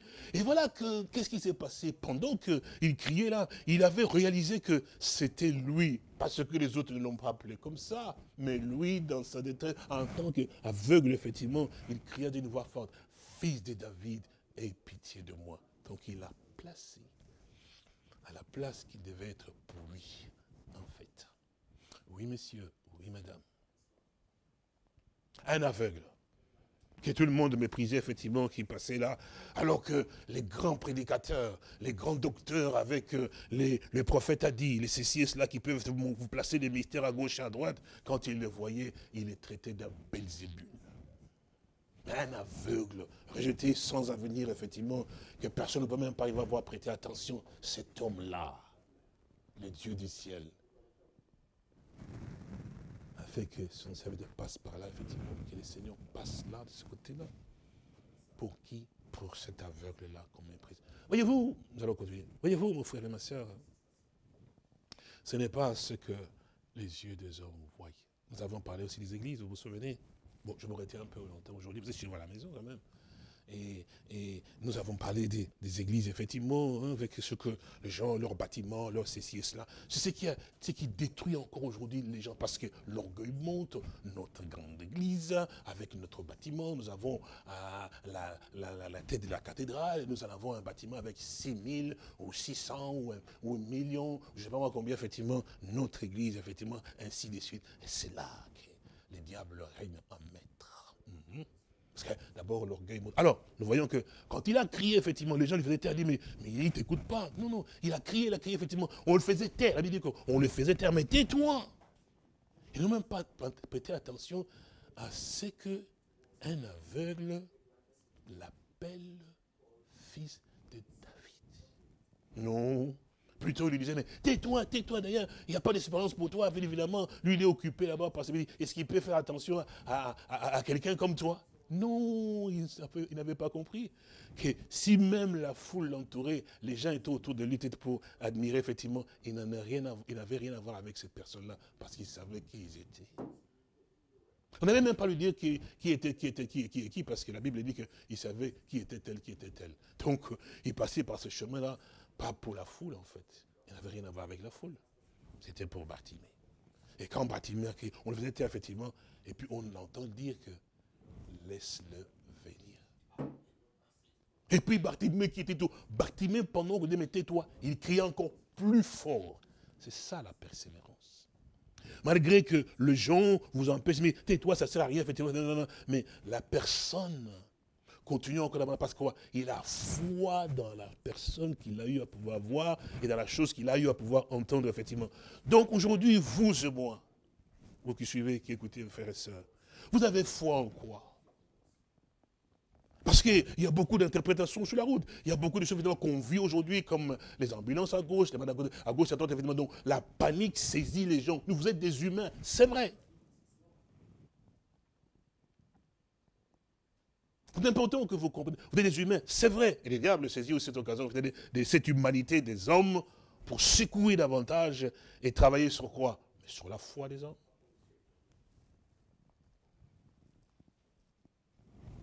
Vous, vos yeux sont fixés sur quoi? Bartimée, on l'a fait taire, effectivement. Mais Bartimée, quand il a crié, il a dit, fils de David, il savait qui était cet homme-là. On lui a amené des choses, effectivement, il dit, mais tais-toi, tout ceci, là, non, ça ne sert à rien, effectivement, il entendait beaucoup de bruit autour de lui, pour en fait lui faire perdre, effectivement, aussi. C'était des diables, en fait. Parce qu'il fallait que les témoignages de Bartimée soient dans les Saintes Écritures pour ta foi et pour ma foi aussi. Bien sûr que oui. Donc là, le trouble autour, effectivement, mais voilà, tu ne peux pas, évidemment, et puis en plus, dans ton état, puis les gens ne veulent même pas que tu puisses l'approcher. Non, l'homme a continué la persévérance, il dit que non, en tout cas, moi, aujourd'hui, peu importe ce qui est autour de moi, mais j'essaie une chose, que cet homme-là, ma vie à moi aujourd'hui, elle est complètement changée. Il ne doit pas y avoir quelque chose qui, peu importe les événements, peu importe les situations dans votre famille, dans votre vie, dans votre travail, puis ça y va. C'est vrai, les événements dans le monde dans lequel nous nous trouvons, effectivement, ont un rapport avec notre nature humaine, effectivement, qui nous touche, effectivement. Mais nous, on doit voir au-delà ce que Bartimée a pu arriver à pouvoir voir. Il ne s'est pas occupé de ces barrières qu'on le mettait devant, effectivement. Il avait foi qu'il entendra quand même ma voix. Et il a crié. Et la réponse était, faites-le venir. Et puis, tous ces gens-là, tout ce qui dit, mais non, le maître a dit qu'on fasse venir Bartimée. Et quand tu lui as posé la question, mais que veux-tu donc que je te fasse, Bartimée? Il lui a répondu, que je recouvre donc la vue. Ces hommes qui l'observaient, qui passaient par la route, qui pouvaient dire, cet homme ici est sans espérance, c'est fini pour lui, effectivement, étant aveugle d'une certaine manière. Je crois que ces jours-là, les gens étaient étonnés. De voir que le maître, le Seigneur, qui connaissait son fils, Bartimée, qui était aussi un fils d'Abraham. Vous savez, la persévérance marche avec la foi. C'est parce que vous avez la foi que vous persévérez. Si vous n'avez pas la foi, vous ne pouvez pas persévérer. C'est la foi qui vous fait... Vous me direz, mais, oui, mais frère Léonard, est-ce que c'est possible? Mais bien sûr, si nous revenons à la femme syro-phénicienne, vous la connaissez. Qu'est-ce que le Seigneur a eu à pouvoir lui dire à la fin? Femme, ta foi est grande. Donc c'est pour cela qu'elle persévérait. Donc la foi lui fait comprendre déjà que là, effectivement, dans cela, dans cet homme, effectivement, c'est la réponse. Mais toi, mon frère et ma soeur, aujourd'hui, ta foi est en quoi, effectivement? Dans le bâtiment de ton église. Voilà pourquoi Dieu aussi a permis que les hommes soient confondus, en fait, et que les hommes s'en sortent. Oh, en parlant de l'église, effectivement, il avait dit, je bâtirai mon église. Mais c'est depuis longtemps que le Seigneur parle aux âmes, en leur faisant comprendre qu'effectivement, souvent on est assis, on est là, effectivement, on ne fait pas attention, mais en fait, il a toujours fait comprendre les saintes écritures, les saints-esprits, le Seigneur a toujours eu à pouvoir montrer où est l'église. Pour que les gens ne puissent pas mettre leur confiance dans le bâtiment. Mais aujourd'hui, tous ceux qui ont eu à pouvoir battre la poitrine, moi, j'ai la plus grande église je ne sais pas moi si c'est de la France, plus grande église du Congo, de la Belgique, je ne sais pas où sont-ils aujourd'hui, parce que les églises sont vides aujourd'hui. Parce que quand il se mettait devant les gens pour pouvoir, il se sentait grand parce qu'il avait 1 million de personnes là dans ces bâtiments, effectivement, il dit, c'est mon église. Jésus-Christ, notre Seigneur, n'était pas dedans, en fait, il était toujours été jeté dehors, en réalité. Parce que c'était l'homme donc qui régnait. Aujourd'hui, les portes des bâtiments sont fermées. Les portes de bâtiments sont fermées. Qu'est-ce qu'il peut faire? Mais la porte de l'église du Seigneur Jésus-Christ n'est pas fermée. Elle est toujours ouverte jusqu'à aujourd'hui. Et les bons bergers, il n'a pas de problème. Ils continuent à prêcher jusqu'à aujourd'hui. Il y en a de ceux qui n'ont plus la possibilité de pouvoir arriver à pouvoir prêcher parce que pour quelle raison? C'est difficile. De pouvoir se tenir, vous qui êtes habitué, par exemple, on se disait, mon frère qui me rendait témoignage, habitué à pouvoir avoir, par exemple, 10 000 personnes, vous sentez grand prédicateur, 10 000 personnes, maintenant tu dois tenir, où il y a même seulement que des bas et un micro, c'est quand même pas possible. Il y a, je me souviens, et ça c'est notre sœur Rabi, et puis notre sœur, qui m'avait appelé une fois, il dit, pasteur, ça va? Moi, je dis, oui, ça va. Il dit, ah, nous avons beaucoup prié pour toi, pasteur, nous avons beaucoup prié pour toi. Que Dieu vous bénisse vraiment. J'ai besoin de vos prières et que le Seigneur m'aide aussi pour que j'ai encore la force. Et alors, nous avons beaucoup prié pour toi, pasteur, parce qu'on a dit, ah, mon Dieu, mon Dieu, mon Dieu, mon Dieu. Mais je crois que si, oui, Marie-Isaac aussi, donc je pense que c'est là qui parlait aussi avec sa maman, notre sœur Babino, qui disait, ah, mais comment ça va être, frère Léonard, comment il va prêcher vide? Il va prêcher devant qui? 2 ou 3 personnes. Est-ce que vraiment, ça ira et comment ça va se passer? Alors ils disent, mais maintenant quand on a vu effectivement que vous nous prêchez, effectivement, on a dit, le Seigneur est grand. Mais frères et sœurs, Dieu quand il appelle, il donne le ministère, effectivement, c'est pour son Église. Et nous ne sommes pas des... Bon, bref, parce que les gens vont commencer à penser, les frères. Bon, je passe ce chapitre-là. Donc, c'est pour comprendre qu'aujourd'hui, ils ont une difficulté parce qu'effectivement, que vous allez vous retrouver avec 2 ou 3 personnes. Vous avez toujours tendance à avoir 1 millier ou 4 000, 5 000. Effectivement, vous vous sentez un roi qui est transporté. Mais maintenant, prêchez la parole de Dieu. Non, vous attendez que simplement que vous ayez 4 ou 5 000 parce que là, vous sentez... Non, messieurs. Dieu ne cherche pas qu'il y ait au moins 5 ou 10 000, effectivement. Il nous dit qu'il y a de l'argent dans le ciel pour 150 pécheurs qui se sont repentis. Non, pour un seul pécheur. Donc, quand il est parti, effectivement, lui qui est le Seigneur au puits de Jacob, il attendait combien? 1000 personnes pour venir écouter la parole de Dieu. Non, messieurs, même une personne. Il a prêché l'évangile. Avec la même ténacité, la même persévérance. C'est ça l'importance d'avoir l'Esprit de Dieu. C'est ça la grâce d'avoir l'appel de Dieu. Et puis que nous comprenions effectivement que quand le Seigneur a parlé, il a parlé, je bâtirai mon église. Alors, nous comprenons qu'effectivement que le Seigneur a sa propre église, effectivement, qu'il a eu à pouvoir bâtir. Et dans son église, gloire à Dieu,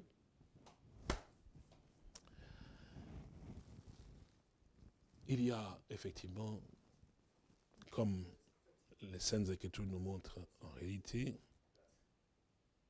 des membres.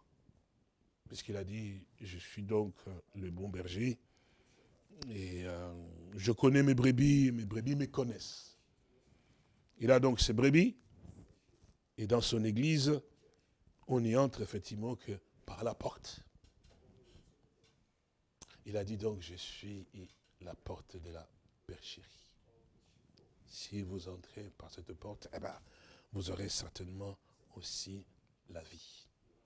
Et nous remercions notre Dieu de ce qu'il nous a fait comprendre une chose qui est très importante. Et c'est cela que beaucoup de gens n'ont pas bien compris. J'aime Salomon qui a prié quand il bâtissait effectivement le temple. Et il dit, mais quelle maison pourrais-je te bâtir? Effectivement, il dit, mais parce que voici donc les cieux, tu n'habites pas dans les choses faites de main d'homme. Voici donc les cieux ne peuvent pas te contenir, car toi, tu n'habites pas dans les choses faites de main d'homme. Mais où habite le Seigneur? Dans Corinthiens, on nous dit que vous, donc le croyant, les véritables croyants, vous êtes donc le temple du Dieu vivant, donc le temple du Saint-Esprit, l'habitation de Dieu, en fait. C'est-à-dire que là, le temple du Seigneur, effectivement, lequel le Seigneur doit habiter, eh bien, ce sont bien des croyants. Et pas les bâtiments, mais bien les croyants. C'est pour ça que d'ailleurs, il parle bien que là où 2 ou 3 sont assemblés, Dieu ne cherche pas de foule en fait. Il cherche son lieu d'habitation. 135, les psaumes, il dit, je ne donnerai point de repos à mes yeux. Hein. Nous lisons cela et puis nous allons prier parce que je ne vais pas vous retenir longtemps aussi. Regardez bien, le psaume 135, psaume 135, je pense peut-être que ce psaume-là, hein. Notre précieux frère Christian, que le Seigneur le bénisse, il nous avait lu cela la fois passée, je pense que c'est cela, oui, je pense que c'est dans que des dires, je pense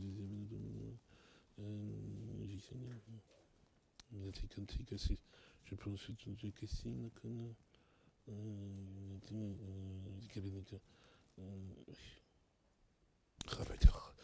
et oui, ça je pense bien que attendez bien que je puisse le trouver. C'est dans les 100 quelque chose comme ça, je pense bien. Et 135. Et regardez, mais c'est 130.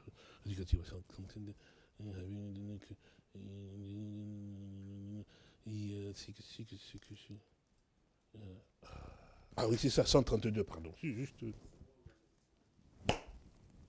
Psaume 132, il dit, Éternel, souviens-toi de David de toutes ses peines.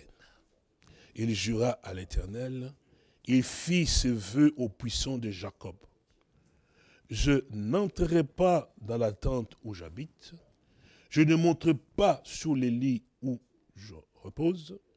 C'est comme ça avec vous, je pense que c'est aussi la même chose à vous qui nous suivez, parce que vous connaissez, comme j'ai toujours eu à pouvoir le dire, avec ma version et la vôtre, évidemment, aussi, je reprends. Donc, il dit, verset 3, il dit, je n'entrerai pas dans la tente où j'habite, je ne monterai pas sur le lit où je repose, je ne donnerai ni sommeil à mes yeux, ni assoupissement à mes paupières, jusqu'à ce que j'ai trouvé un lieu pour l'Éternel, une demeure pour le puissant de Jacob. Amen. Et c'est cela que nous devons donc comprendre, qu'effectivement, que les Saintes Écritures nous font part, que nous sommes donc les temples du Saint-Esprit, effectivement, et que le Seigneur, notre Dieu, veut habiter dans chacun de nous, Et c'est cela ce que nous devons arriver. Parce qu'il dit que, car ne savez pas que vous êtes le temple du Saint-Esprit.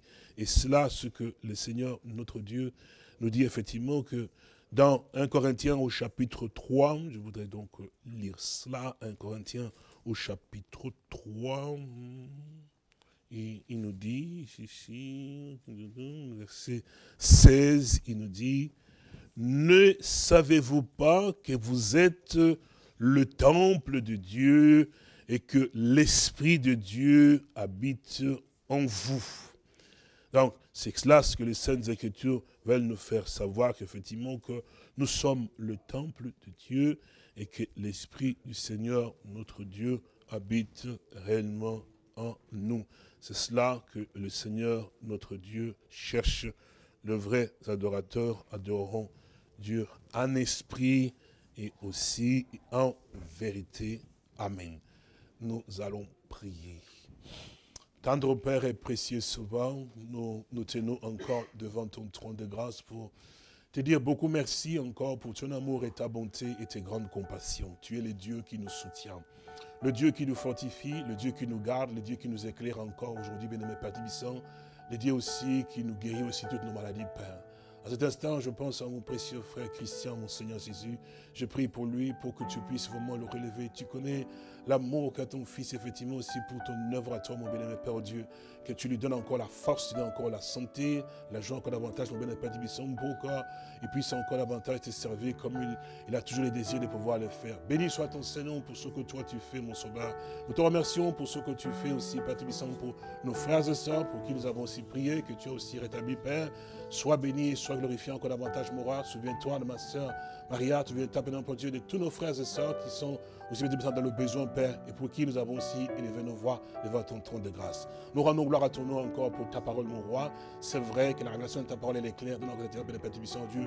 Nous voulons vraiment persévérer, rester toujours accrochés à ta parole à toi, sans réellement aussi être distraits par ce qui se passe autour de nous, Père.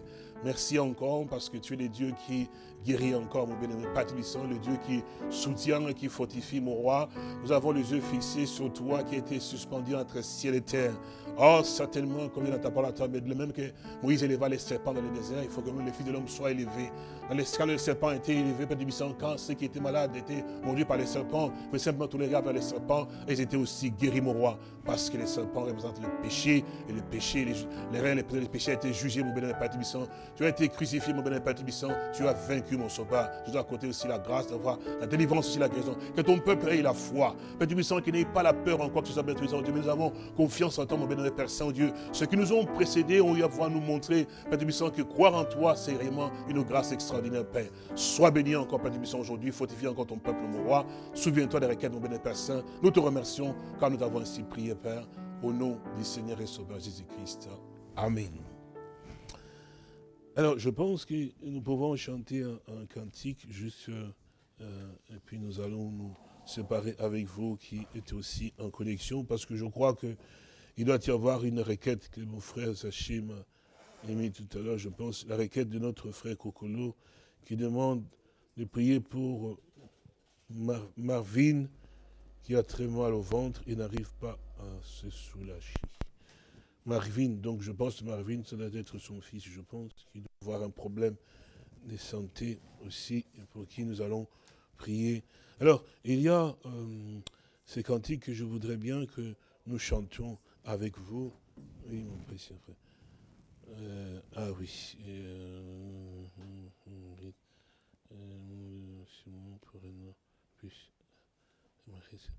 Oh, et alors, je réalise, je ne sais pas très bien, était-ce aussi l'anniversaire de frère Emmanuel Ouitseimana, ou et aussi la sœur Léontine, qui serait aussi, donc, parce que je vois un mot ici, dans lequel je pense que vous donnez les mots de... Nous allons remercier Dieu pour cela. Mais je voudrais quand même que nous chantions... je crois que vous qui êtes aussi là, à l'écoute, vous avez aussi ces recueils. Mais je ne connais pas les numéros, mais je regarde un peu. Il dit, contemplez mon Dieu sur son trône. Contemple mon Dieu sur son trône. J'espère que... Ah, merci. C'est numéro 116A. 116A dans le recueil. 116. 116A. Et puis nous prierons aussi pour cela. Voilà. Numéro 116A.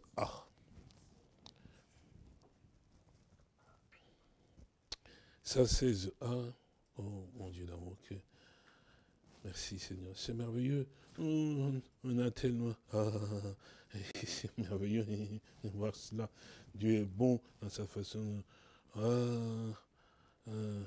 Aïe, aïe, aïe. Oh. Contemple mon Dieu sur son trône, vivre avec Jésus dans le ciel.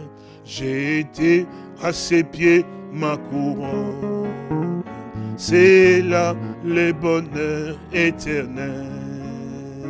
Dans le ciel, vivre avec Jésus dans le ciel. Dans le ciel,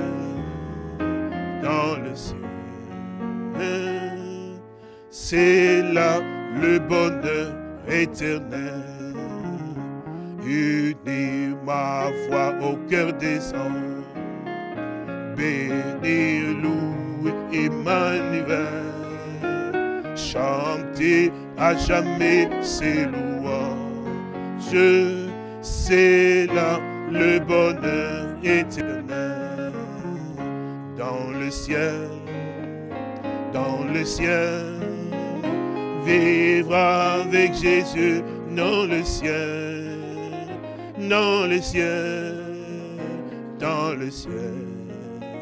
c'est là le bonheur éternel.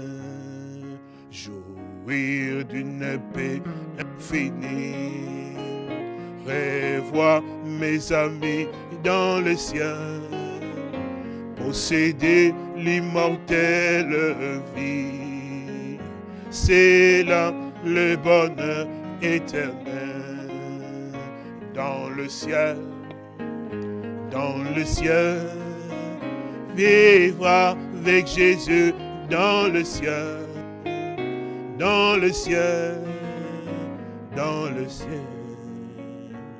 c'est là le bonheur éternel. Retrouver le Saint dans la gloire, près du trône de l'Éternel, célébrer la même victoire. C'est là le bonheur éternel. Dans le ciel,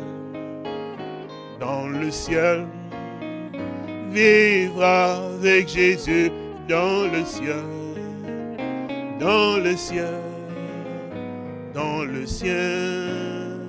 c'est là le bonheur éternel.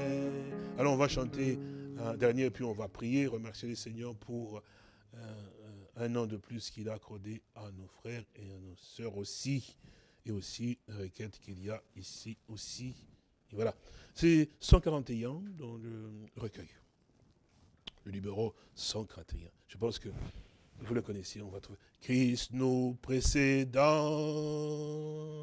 marchons en avant, sur le chemin de la vie, sa voix sainte nous convie à les suivre enfin au séjour divin. Sur le chemin de la vie, sa voix sainte nous convie à le suivre enfin au séjour divin. Lutte et labeur, péri ou douleur, pourront traverser ma route, mais je veux quoi qu'il en coûte, porter fermé ou ton divin drapeau,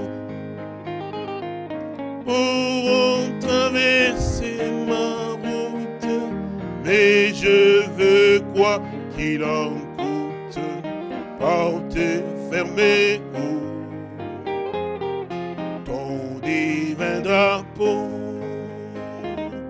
le bonheur s'enfuit, le deuil me poursuit, il me faut souffrir moi-même, ou pleurer pour ce que j'aime, mais j'ai dans mon cœur un consolateur.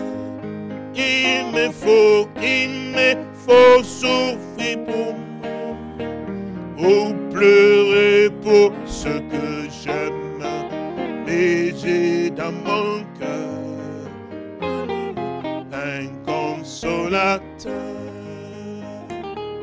Fort de ton secours, j'avance toujours.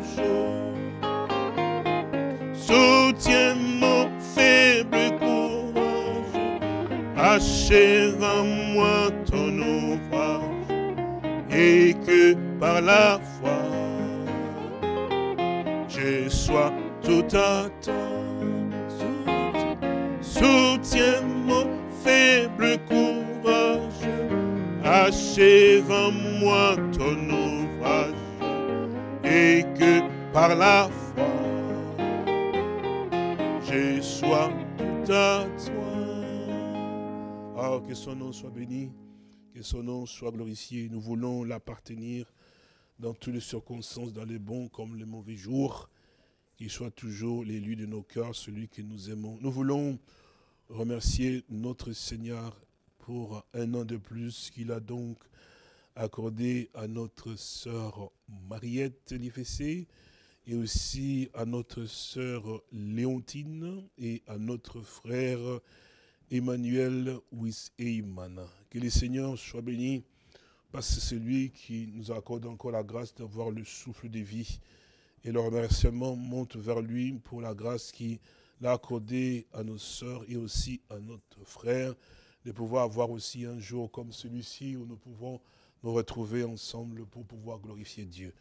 Nous allons remercier Dieu. Tendre Père et précieux Sauveur, nous te remercions vraiment pour ce que tu as fait pour notre précieux frère Emmanuel, en lui donnant encore la grâce d'avoir un an de plus pour qu'il continue à pouvoir te servir.